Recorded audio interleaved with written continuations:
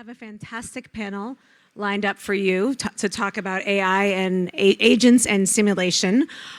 First, we're going to start with Edward. Edward, would you like to give a short intro and talk about some of the projects that you're working on that you're excited about, and then after you do that, we'll show a bit of your video. Hi, I'm Edward Saatchi, CEO of Fable Simulation, and we're building out a simulation of San Francisco, which is Sim Francisco.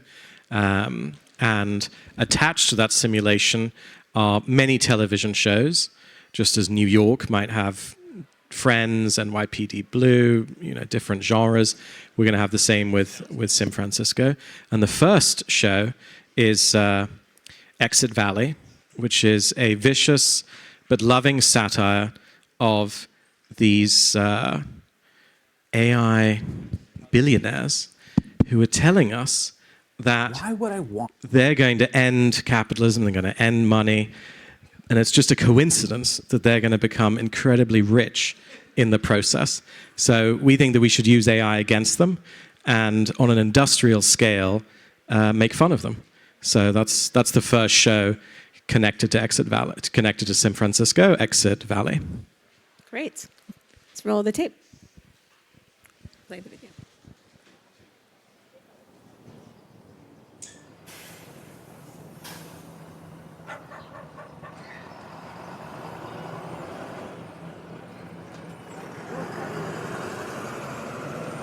Good morning, Aurora. Currently in San Francisco, it's 62 degrees with partial clouds. You might want to bring a layer for the slight chill in the breeze. Today's schedule includes team meeting at 10 a.m., your yoga class at 6 p.m., and don't forget, today's your mother's birthday.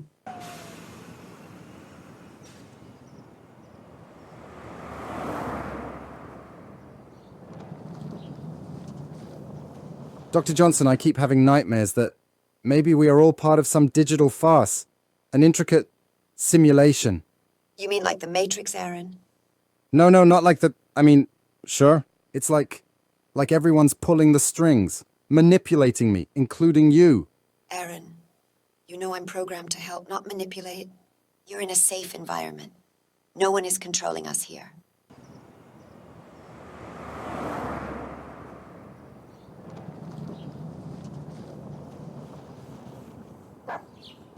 Ever since we replaced human SimTed speakers with AI replicas, things have become so much more efficient.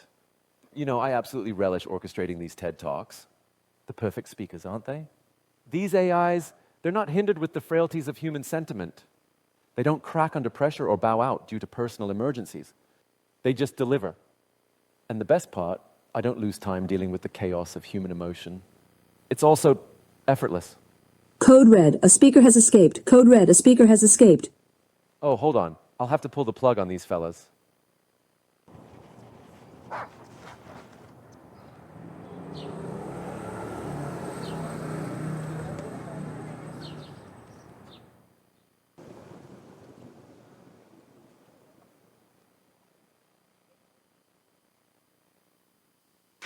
Thank you. All right, and next up, we have David Slade. David Slade's known for Bandersnatch, which I'm sure many of us in here watched. Also worked on Twilight, Breaking Bad, other Black Mirror productions. So great to have you with us. Hi. So Yeah. if you could give a little bit of an introduction. Yes. You've had an amazing career in Hollywood so far, and how are you best. thinking about working with AI, and what's most interesting and exciting to you in this space right now? There's a couple of anecdotes, but it'll probably take too long. So I'm going to jump into, during the strike, the writer's strike, the actor's strike last year, the year before, whenever the hell it was, because of COVID. We have a missing year. I don't know. I don't know when the years all go together. Last year. It was exactly. Was it last year? Was exactly. Okay, so last this year, month a year ago. I had been using Midjourney, I'd been using various other tools, and I couldn't work because there was a strike, and the commercials industry also died. I do that too. And I started training myself on what are the possibilities to make movies with, to tell the same stories, to tell stories, in fact, that may be impossible to tell using traditional, but using 20 years of cinematic language, to do that. And I started working on a series of different things. I did a series of short films.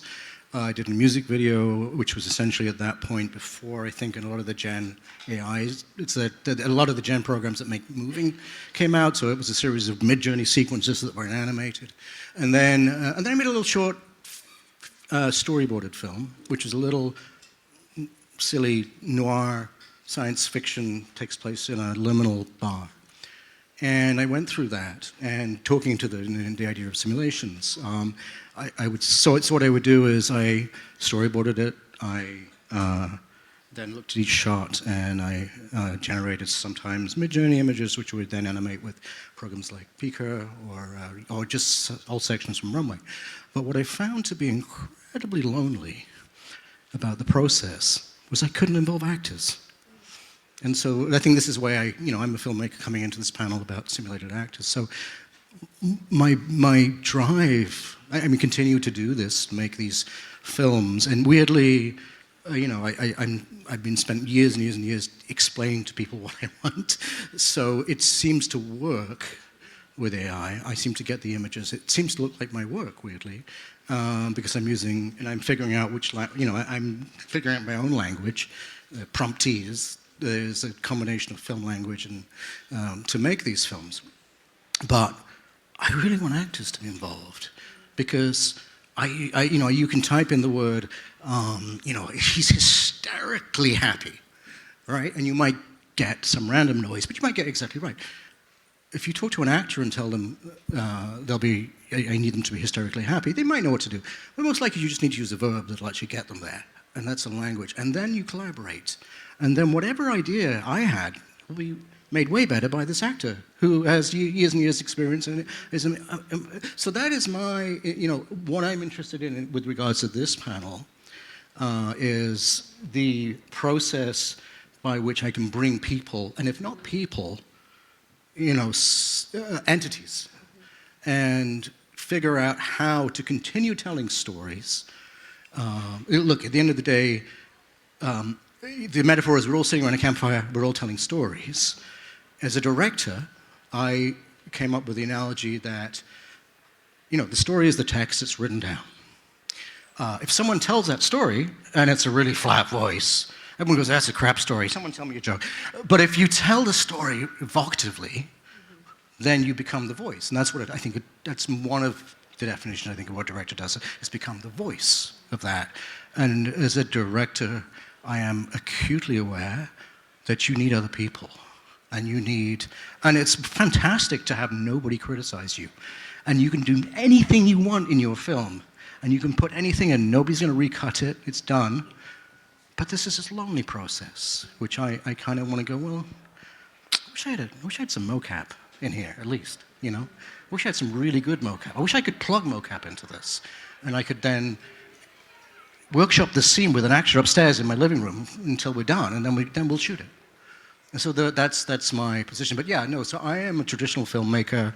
My points of view are entirely come from a career of making films and telling stories. Before that, I was a writer, made music videos, made commercials, told stories in very short periods of time, told stories in 2 hours. And so what I'm interested in is, well, two things. One, what are the stories we can't tell with traditional media? And are they interesting, and can we make those? I made a series of just proof of concepts, which were based on dreams, that I had, and very good at that. AI is awesome at making your dreams. I can story about a dream that I had the night before, and I can get pretty much exactly what it felt like and looked like to me. It's great for that. Not so good for realistic things yet, but of course we're on an exponential curve, and recursive exponential curves eventually get there. So I guess I probably talked a lot. I can stop now. That was great. That was great. So Okay. a couple things. Well, first let's play your video. A little bit. So this is probably a butchered up recut because I knew I had to try and get it down to a short amount of time. I think we're only going to show the that's not the right one, but we could show this one. This one's a silly one. This isn't the right one. Could you just go all the way to the beginning of the tape and scroll past? This is the one. This is the one. Yeah, just go to the beginning of this one. Right at the beginning. No. Keep going back. Back. Just further back. Live demo here. Yeah. Yeah, so we can start here. Can we turn lights off, or do we just leave them on?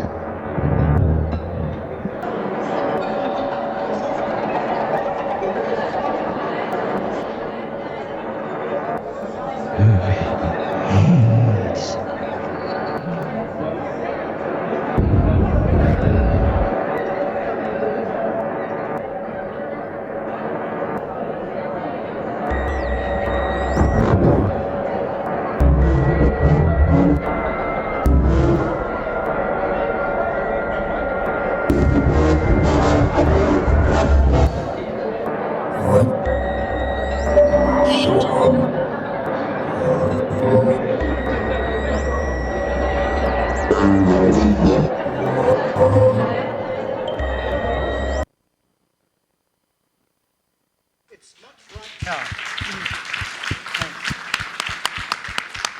like there's twice as much detail there. It's just very, very crushed and all the rest of it, but that kind of thing. Sorry. They were saying Mike. Oh, sorry. Hello. Sorry. Yeah.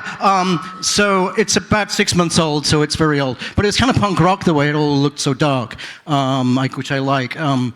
There's actually twice as much detail in the image, but the projection kind of lost half the image. So that is a really simple, basic noir story about a missing gun set at a bar, which is one of the oldest transitional stories you can tell beyond, without going through Joseph Campbell. So it's about a missing something and someone has to pay.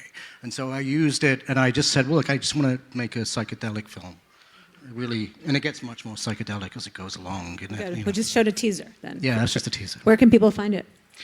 No way yet. I don't know. All right. We're looking, You can see lots of bios in the audience. I have Instagram with lots of short films on it, but that one's not up yet. So I get a feeling it's going to premiere on a platform that I'm in talks with someone about soon. Yeah. Great. Okay. Thank you. So one somewhat ironic thing that you said in your intro was that because of the strike, you ended up you had time to play with all these tools. Yes. Yeah, that was a little serendipitous. So otherwise you probably might not have had time. No, I definitely wouldn't have had time. But it goes back further for me. Like a couple of years earlier, a friend of mine got me into an early beta of Midjourney. And so then I witnessed the diffusion imagery, the first use of, because what happened is I was looking around, I don't want to steal anyone else's time here, but I was looking around and I started seeing these images I couldn't understand. Because I know how to make lots of data, but I started seeing these images, like if those are digital paintings, it would take 1,000 hours. What are these things? And I was looking, so I went out looking. I went out looking for Midjourney to explain these AI images I began to see. Great. Thank you. All right, we'll talk more about that. Okay, Shuying, thank you for being here. Shuying is the co-founder and CTO of Altera. So tell us a little bit about Altera, and then we'll show your clip as well. Oh, thank you. Yeah, thanks a lot for inviting me on stage. I'm the CTO for Altera. Altera is like a deeply research-focused company. Our mission is to really build digital humans that live, love, and grow with us. What does it mean for digital human beings? What is missing for like the AGI, like all the ChatGPT? Isn't intelligence all we need? So our answer is that for human, there's some fundamental qualities that are not related to intelligence. They're like emotions, their coherence, their long-term theory of themselves, self-awareness. All of them are not part of intelligence. Well, at least not part of like the language, the describable part of human beings. For example, if I do something like, this is like kind of fast processing, not controlled by our intelligence, like our prefrontal cortex. So in our company, we wanted to build this like coherent module of like a real human being, well, virtual being, may not be human, like virtual being that can be living on a machine and be living in like together with humans and be co-workers, buddies, friends, or whatever way, and live together in the society. Show your video? Yep. Okay. We are Altera, and we're building digital human beings. In other words, we're building advanced AI agents that live with us in virtual environments that have strong pro-human social emotional intelligence and eventually self-awareness. In fact, we just built the first ever Minecraft AI agent that you can directly play with today. Our agents go far beyond the chat interface and open up previously impossible gameplays that are both novel and fun. We're starting with games, but we must go beyond. Productivity AI will be so much better with more human qualities when they can go from co-pilot to co-workers. And eventually, we'll be able to bring digital humans to the physical world. Great. Thank you. So I'm excited to talk more about some of the work you're doing with Minecraft and beyond. We'll circle back to that. Okay, Parth, you work. You work with at the office of Reid Hoffman. That's right. Yes, excellent. So talk to us a little bit about maybe how you came to be there, and then some of the work you're doing there, like Reid AI, and then we'll show a clip of Reid AI. Cool. So in a previous life, I used to work for startups, and I was a data analyst. And then I was working at a company a little over a year ago, called Clubhouse. It was an app made in the pandemic. Who was on Clubhouse?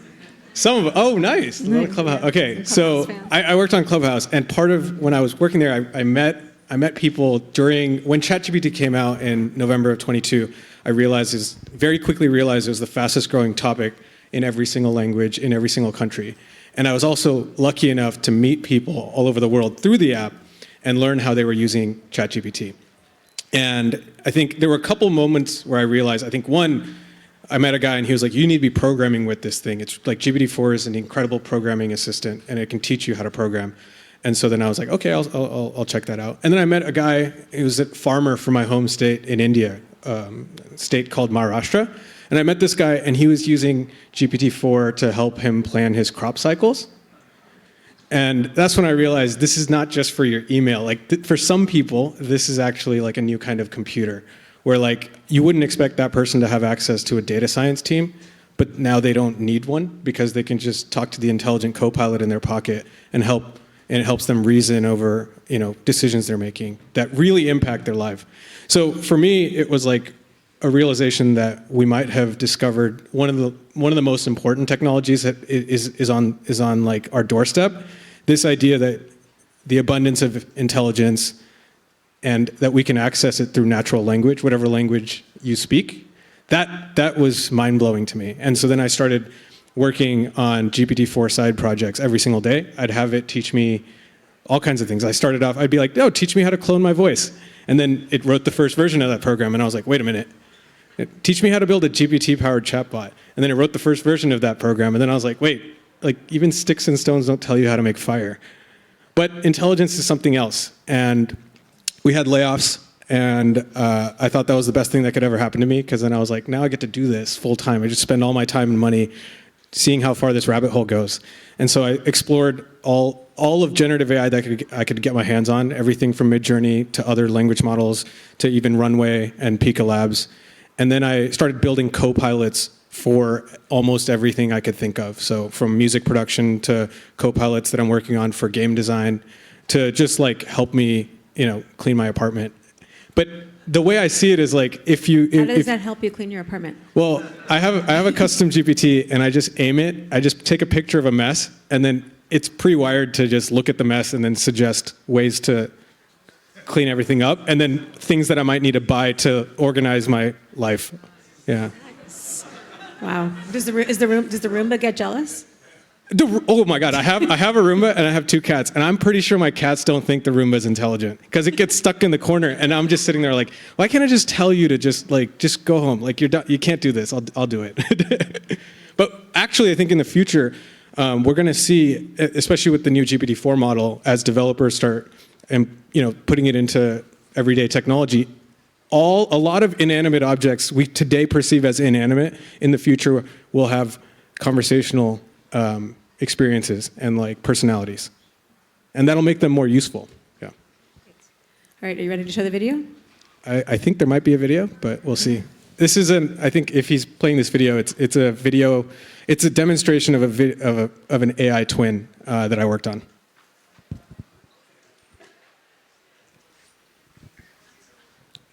Oh. Volume? There's no audio.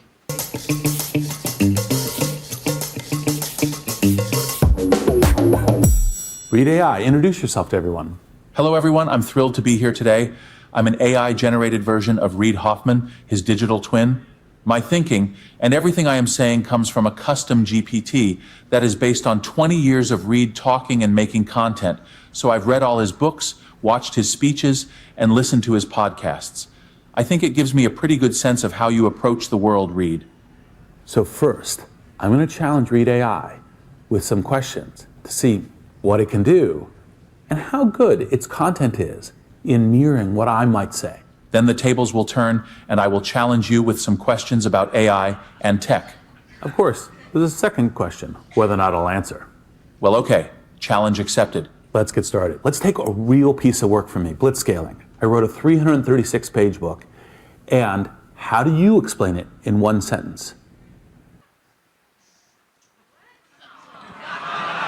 Nice. Shout out to the AV team for that. You'll have to go to YouTube and look it up to get the whole video. And I think it's worth watching once because GPT-4, there's a GPT-4 agent powering that avatar. The avatar is not real time, but eventually they will be. I think this is a demonstration of where the commercial grade tech is today.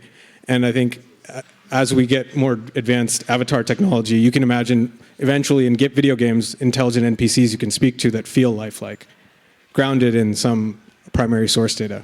But yeah. Excellent, excellent. And with better hair, I noticed that his Reed AI's hair was a lot more. Yeah. It was volumetric. Okay. All right. Excellent. All right. So Edward, let's go back to you. So Edward was on the Obama digital campaign, was one of the co-founders of Oculus Story Studios, has won Peabody's and Emmys, correct? Yes. And it is now working on, in addition to this, a number of AI cinema. Yeah, I mean, I love what you were saying about that, and we think about that a lot. And some of the people that you're working with are here. Yeah, Scott and Katya. Raise your hands, raise your hand. Making AI movies, and I think that loneliness is going to be a huge problem. When you were talking, I was just thinking about Brando and Bertolucci and Last Tango in Paris. It's kind of hard to see how you're going to make a movie, a great movie, that doesn't have that conflict between the actor's vision, the director's vision, the DP, the editor contributing something. So we've, just on that topic of it, we've been thinking about AI crew members and how to kind of grow those in simulations so that they have agency and are able to push back, because so much of that push and pull is important to creativity. So let's talk a bit about the, so you also, you've created Showrunner, and so how are you thinking about, like bringing some of the agents in? Are you bringing those into the cinema, or are those separate projects? Yeah, I think in both cinema and TV, having AI crew members is really exciting. I think what's unique about Showrunner is, people have started saying platitudinously, don't worry, AI is just a tool, it's like VFX. But my hope for Showrunner eventually is that there'll be no humans at all. And it will just generate amazing content for us from the simulation. On the other hand, I also am very excited about movies that are made by a writer-director, by a visionary. But we have to be honest about the difference between content and art. And a lot of us consume a huge amount of content. I rewatch lots of shows that I love. I think it would be very much better to watch some new episodes of shows that I love, or new shows that are in the kind of area that I enjoy. That's content. That's something I do to relax and to kind of, have time. It's a lot of what we actually watch. And then there's art, and I think I'm very excited to see writer-directors who maybe they can't get their movie made. Maybe they are more like painters or novelists. They like working alone. Obviously, Julian Schnabel is able to kind of make that transition, but a lot of filmmakers, a lot of people who might make amazing films, we've never seen their movies because they can't command a set. They don't feel comfortable working with 30 people or 40 people to get their vision out. So on that artistic side, I'm excited to see writer-directors who can make incredible movies that will really shock us and take us inside of their very strange vision of the world, like what David showed. So I think it's going to revolutionize content, and it's also going to revolutionize art. Can I respond to that? Please. Yeah, I mean, as a filmmaker who's worked in the studio system and independently, one of the issues that I think we are constantly, you butt up against, actually in the previous panel there was a really interesting point made about, well, what if you scrape the blacklist, which is all the really great, unused scripts. Well, so there's this thing that happens where market forces come to play. And this is really the reason. It's not to do with not enough ambition or whatever. You do your 100,000 Gladwell hours, and you get to a certain point, and then it's up to you, and you go. And yeah, it costs a lot of money to take 1,000 people into a desert with 20 cameras and do a massive explosion sequence or whatever it is you're going to do. And I don't miss that. I think that'll be the first thing to go. I think it's inevitable that there'll be vanity projects for Christopher Nolan. We love Christopher Nolan. I love Christopher Nolan. I love his movies. But he's the only person that can do that now. He's one of the very few people who can prioritize and have the power over the market forces to shoot film, which is verboten for most filmmakers. And then to actually have the intelligence to say, I need 100 million's worth of print advertising, so that somebody sees my film and it becomes a financial success. And so these are the tides that push filmmakers right now. And so what I'm looking at in an optimistic manner is guaranteed production values. We can make your picture look good. But if you've got tons and tons of experience, you can go in and tweak that and make it look exactly how you want. But the main thing is, we're not going to go to a Nielsen testing audience to look at your film and tell us whether it's any good or not. We're just going to trust you, and it'll either be entertaining or it won't. And that's how more films get made. Now, my great fear is that there will be an AI version of the Nielsen tests, and creativity will become a commodity that can be analyzed and quantified. And this is the kind of the dream. This is the edge that we're kind of traversing right now. There's companies like that already exist. Yes, well, absolutely. Yeah. Just to that point, on this side of content, which is very different to art, but it's what we actually spend a huge amount of our time consuming. Does go to everyone Netflix. agree with that? The content is different than art? Is that? Yeah, maybe not.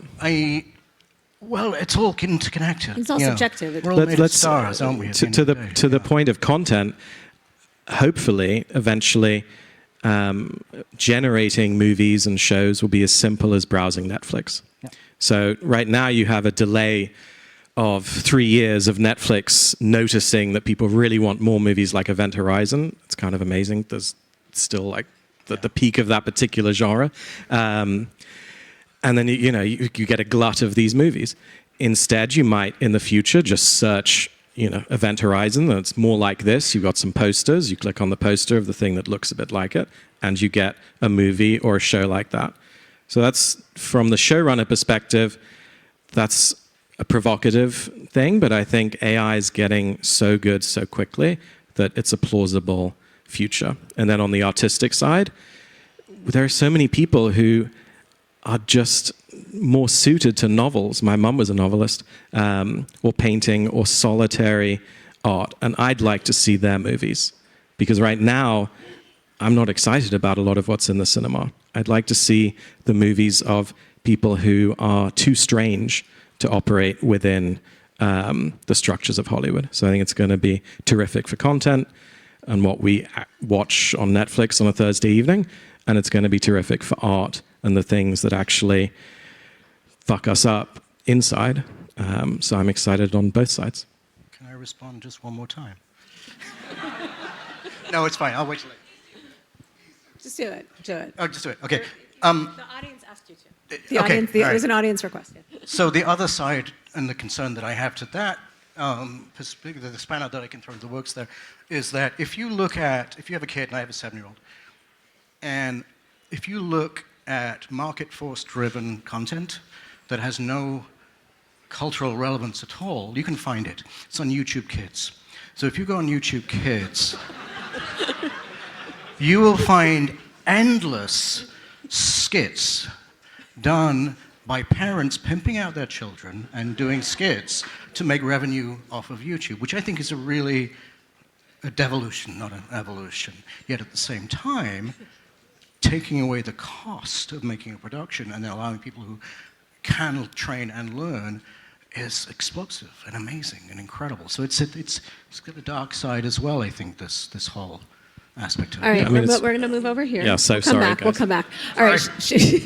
No, I mean, I have a lot of follow up as well, but we're gonna head over to this side. So Shiying, talk to us a little bit about some of the work that for example, what you're doing with wait, it's like what's it called? No, Altera is their company. The digital human being. Or yeah, no, but with the, inside the games, like how does the experience Minecraft? Thank you. Inside Minecraft, what is the experience like, and how are you hoping? I think you're still early in the process. So how are you hoping that audiences react to it, and how are you hoping that they use these interactions? We talked about to love, to lived. But just talk us a little bit more about the hopes for it and what kind of early feedback you've gotten.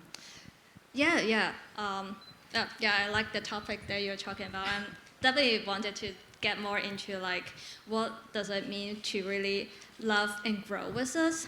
So the reason we choose Minecraft is because Minecraft is like a very open-ended, very like composable world. Basically, everything can be crafted, everything can be recreated inside the game, and the agent, like any user in it, can create everything inside the world.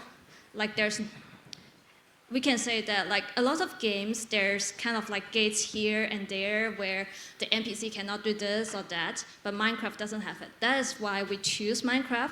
What we wanted the users to get out of it is like, they would feel like they're probably playing with another friend they have. Like that friend is not a superhuman being. It's not like a bot that can craft the world immediately so fast that no human being can do. They probably not even know how to play with Minecraft, but they will react like a friend would do.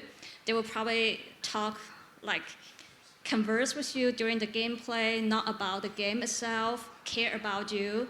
If you play with them for, say, an hour and come back a week later, they will remember that experience and probably introduce you to some other human being that they've played with, or some other agents that they have played with, and that experience. And so we are hoping is that when the user come in, they would open up like a different form of social interaction. They not only have more fun playing the game, but they would have more fun finding like some emergent behavior just by interacting with their agents, and they would kind of like, what we are hoping is that we can bring this like friendship there, how we are able to show a little bit of vulnerability. That is how we make friends and kind of like form deep relation to make this happen easier in the virtual world. Great. So it's addressing a bit the loneliness epidemic. Sorry? It's addressing the loneliness epidemic. It could be, and it's also, I think, it's not only the pandemic, but like it's also just growing up. Like when you're getting older, it's harder to show vulnerability. Yeah. And that is, I think, like that is part of what I think AI and technology can help to bring this down. So it's also interesting because you said that the AI can also introduce you to both other people as well as other agents in there. So it can help you drive connection both with AI or NPC as well as other humans. Yeah, exactly. So as part of like a very important human quality is that people form long-term memories. Like the long-term experiences really form like their fundamental or different personality characteristic for humans. So we believe that for the agents to really be kind of, the agents should be having consistent long-term memory, and that is how we can make them coherent, and that is how they can help other. Would you hold the mic a little closer to you? Oh, sure. Yeah. I'm sorry. Thank you. So, going back to the question, sorry. We believe that the long-term memory is the integral part of a human being. So we wanted to bring that to the agents. So that is what can help them to help form more social relationship with others, because they remember you, they have a thinking of you, and that thinking will continue to change as they interact with more, with other environment or human beings. And then that overall it enhances your experience playing Minecraft or whatever. Right. Yeah. Whatever game you're inside. Minecraft is our starting playground because it's very composable. So it's a very good experiment filled with many different possible behavior. And yeah, it can also go beyond Minecraft. It can talk to you in Discord or see your post on X. Great, thank you. So Parth, Reed's well known for having worked very closely with OpenAI and worked closely with Inflection AI as well as many other companies, of course. What was it that made you guys decide now is the time to make a Reed AI and release it? I think when OpenAI released custom GPTs back in November, I was already building I had been already building custom GPTs on the API for 8 months at that point. And so they just made it really easy. And the models have larger context windows. So a year ago, we were working with GPT-4 8,000 token context. And now we're at GPT-4 128K tokens. And then, the new Gemini model has 2 million context windows. So the working conversational memory of these models is getting very large now. And you can imagine, we will continue, they'll keep solving problems to make it possible for theoretically infinite context is the theory. But why now? I guess we wanted to demonstrate what was possible with commercial grade technology. So custom GPT is, I would say that's your commercial grade AI agent, light. It's not proactive, but there's a number of things that you can do with agents when you build them even more custom than custom GPTs on OpenAI. And then for the video avatar, even that's a consumer application. That's not, there's more expensive video avatar technology that's better in some ways, maybe going to be applied in Hollywood. But that's something that you can subscribe to. There's an app called Hour One. You can make your own avatar. So we wanted to see what was possible with a pretty small budget, a decent idea on building an avatar on a guy who's written 5 books, has given numerous speeches, is on a couple podcasts. Can we create a character? And I think of this when you're building agents, I think it's really as someone that designs an agent, I think of it as character design. And there's different components to character design from this lens of taking a language model and getting it to pretend to be someone, referencing primary source data that it has access to, using tools, and then the resulting effect is this illusion of a person. But I think the bigger takeaway is when you try to replace someone, you discover just how multifaceted they are and just how hard it is to replace a person, their actual I woke up in the middle of the night and had an anxiety attack once because I was man, I'm pretty sure ChatGPT is better than me at my job. and then I talked to my teammate about it, and she's like, Parth, I'm pretty sure this is better than our CEO. And then I was oh wow, I think everyone has some of this sentiment of I just need ChatGPT, me and ChatGPT against the world, which is actually a new metagame. You and your AI, your system of AI tools will allow you to reach into multiple skill sets now that you previously would have had to dedicate a separate career to. And so I can make a music video using Midjourney and Runway in 2 days. I talked to GPT-4 and it's yeah, you just get this editing tool, here's ideas. And you have these iterative conversational experience that goes through the idea, makes it, you realize it's real, and then you go make it happen, and you realize you have a new ceiling, and you're no longer just a data analyst at a startup. You start visualizing yourself as something else. And he's not here, but there's a guy who kind of he saw what I was working on, and James Blevins, and he described what I was doing, building agents. He's like, I think this is actually a new kind of art. And the more I think about it, it is like character design. Like it's like how do you want it to act? How should it present information? What are its tendencies? And then like, where does it exist in the world? How does it touch people? Does it leave an impact on them? And more and more I'm seeing AI agents as like an art form than a science. Yeah. So we're going to go to questions next. So get ready with your questions. Since this is AI on the lot, what one thing would you want the audience to be thinking about around agents and simulations and storytelling? Whether they're creators or IP holders or tech companies. Parth, you want to start? I think you're going to see agents of all kinds, throughout society. They might help you run your business. They might help you solve a creative problem. And I think this is potentially the biggest creative augmentation in human history. It's hard for me to compare this to any other thing that people have done, but the version of you when you're using tools like this, your creative limit, your potential, it might be hard to visualize, but you should maybe throw these technologies at things you're actually passionate about. Don't think about it as like a job thing. Think about it as like an exploration.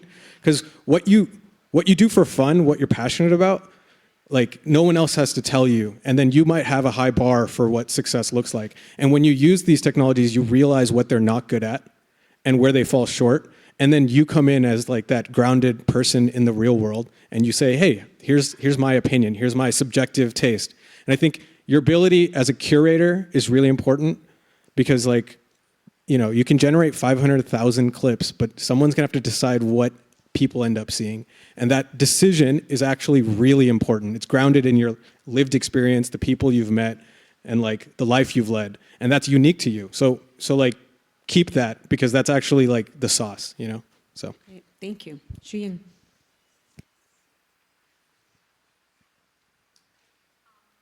This is such a hard question. I think that for agent and simulation, what I'm hoping to see is whether there's some emergent behavior that we could observe in this type of simulations, because I think that the machines and compute just open up so much possibility, like so many more possibility in it that like really cannot.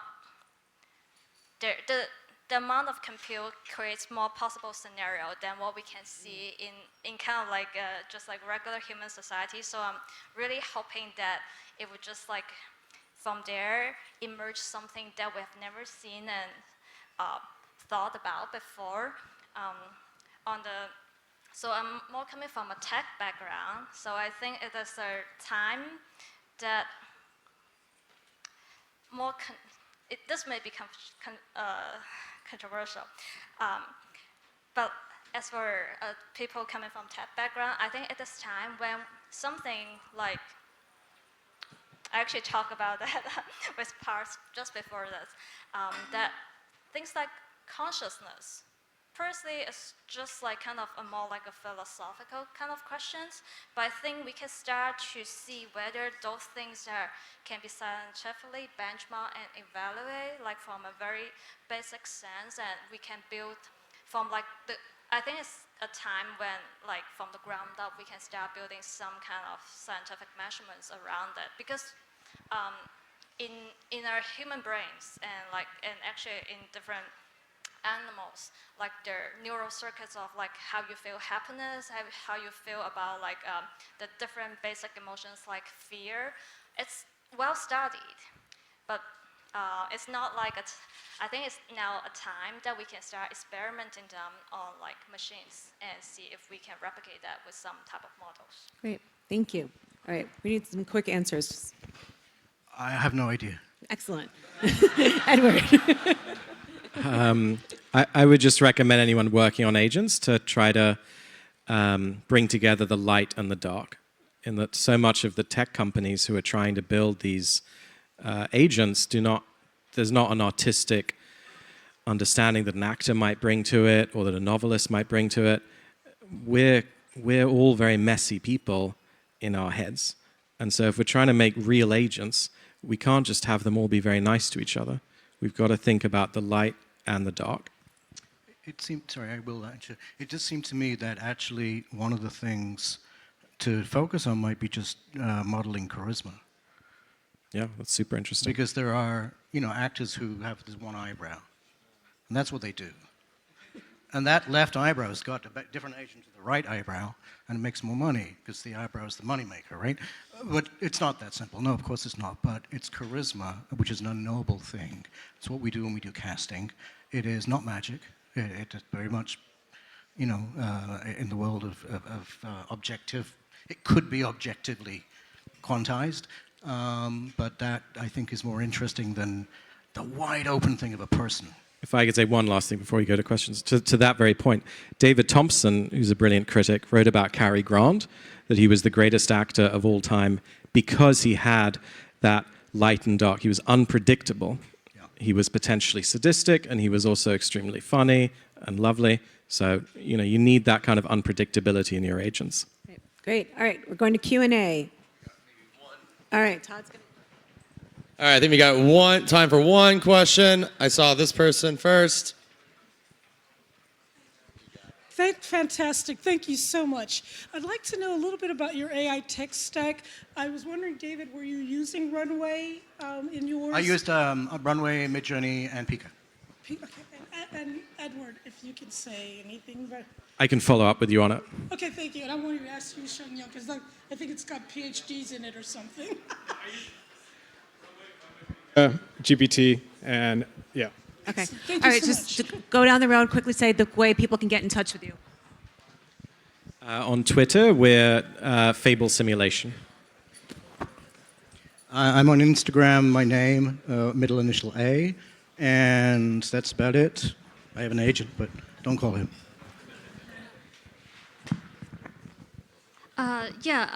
You can find us at altera.al.